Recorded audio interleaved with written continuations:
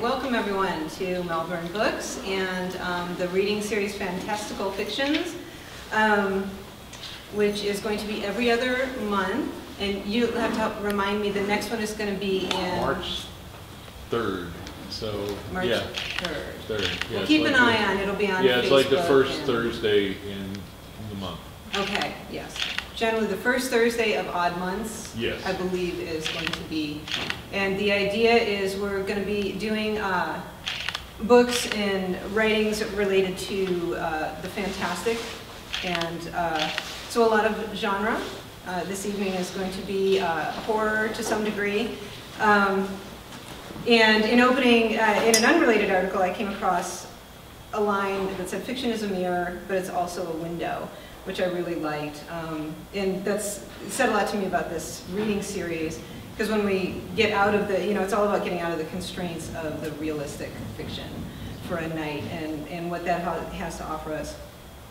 When we read the fantastic, we look through a window and we see something that you can't see here in the world, and it shows us ourselves in a different light. So that's my thing about fantastic fictions. So with that, we have Andrew Hilbert, and he will be reading from his novella, The Death Thing, which I enjoyed. It's been labeled 80s horror schlock. It reads like and we say that as a complimentary way in our genre here, friendly world. It reads like a grindhouse romp. It reminded me of Tarantino and Corman, or maybe a revenge fantasy gone sideways in suburbia. So with that, I will let you tell us a little more about yourself. Well, howdy everybody.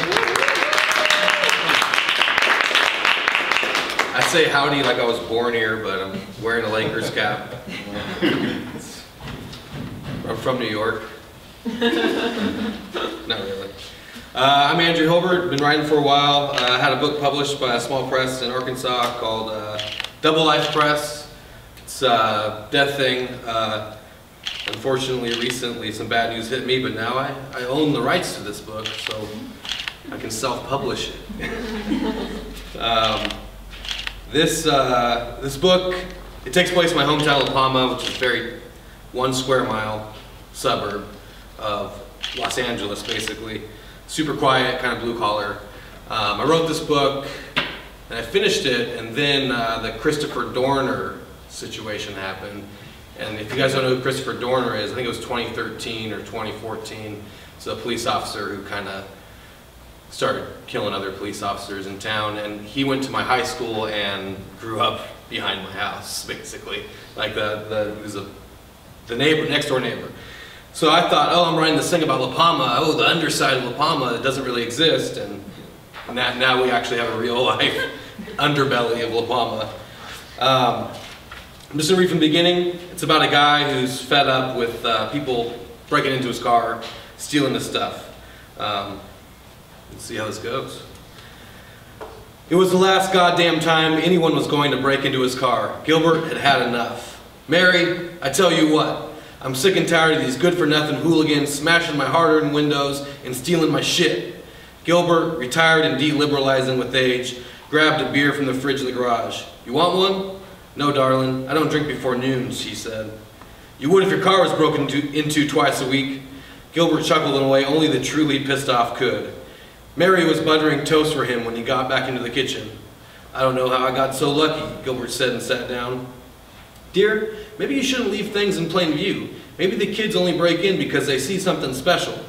"Homeless thugs. My back seat has smelled like enchilada shit for weeks. I can't afford to pay for another window until next month. It's going to be a bum motel." "Cockroaches." Mary shook her head and passed Gilbert a plate of toast. Gilbert had an idea. Bum motel and cockroaches. Those words gave him a moment of insight he hadn't had for years. "What if?" "What?" Mary asked. "Who cares about bums?" "I don't know." "Exactly." Gilbert stood up. "We have roach motels. They go in, they never come out. My car will be a death thing, a bum motel."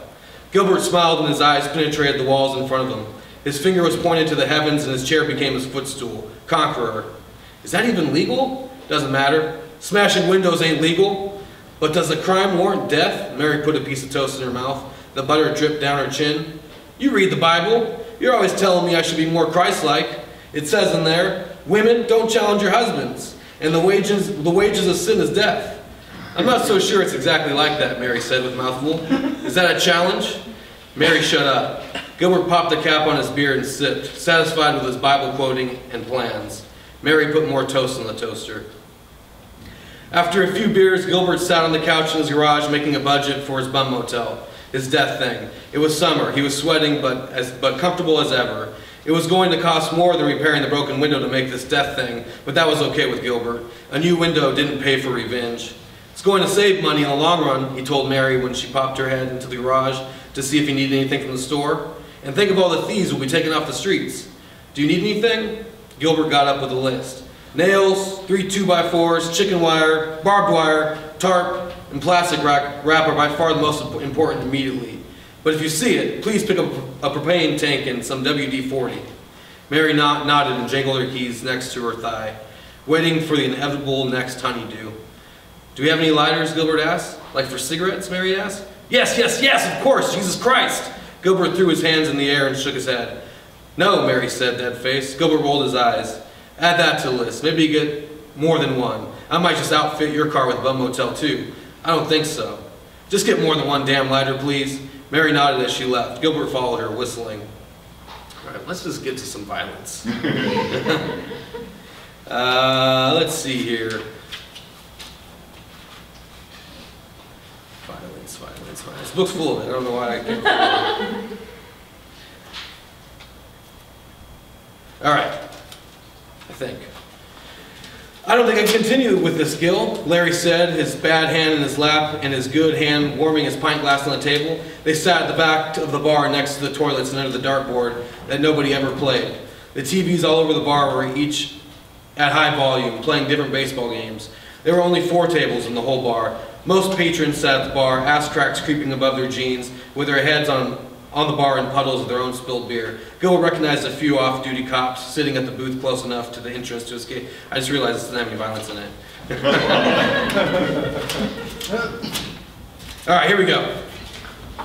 Larry got quiet. His hands trembled with the bottle of rum as he sipped again, spilling some on his shirt. Look at you, you're about to piss your pants, Gilbert said. I'm not going to kill you.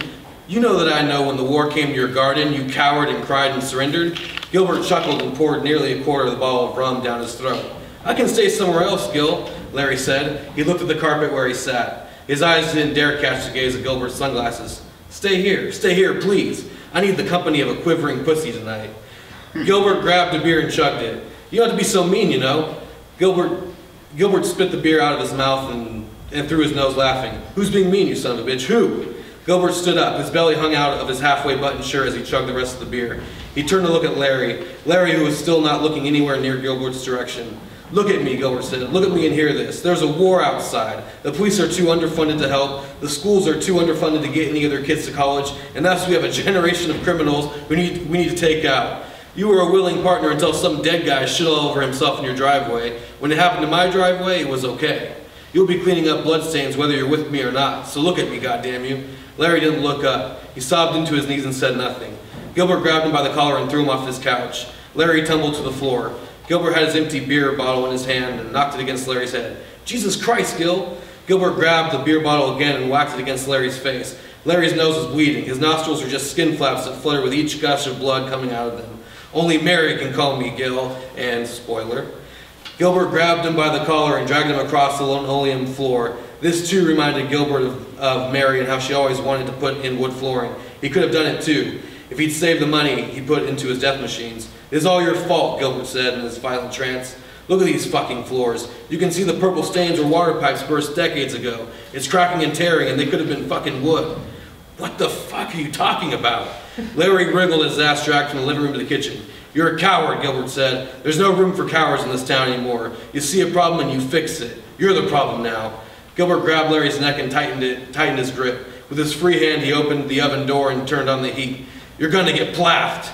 Gilbert shoved Larry's head into the oven. Larry screamed and writhed out of Gilbert's grip. One punch made Gilbert stumble away, long enough for Larry to stare him in the eyes and run away. Run, run, that's all you're good for anyway. That's all I got right now. Yeah, thanks for having me. Fantastical Fictions, Malvern Books, it's a great bookstore. I used to work at a bookstore, so you guys are fighting the good fight. Yes. I don't know. It's how's this going to run? Do you want to do some? If anyone has Sure, questions yeah. now.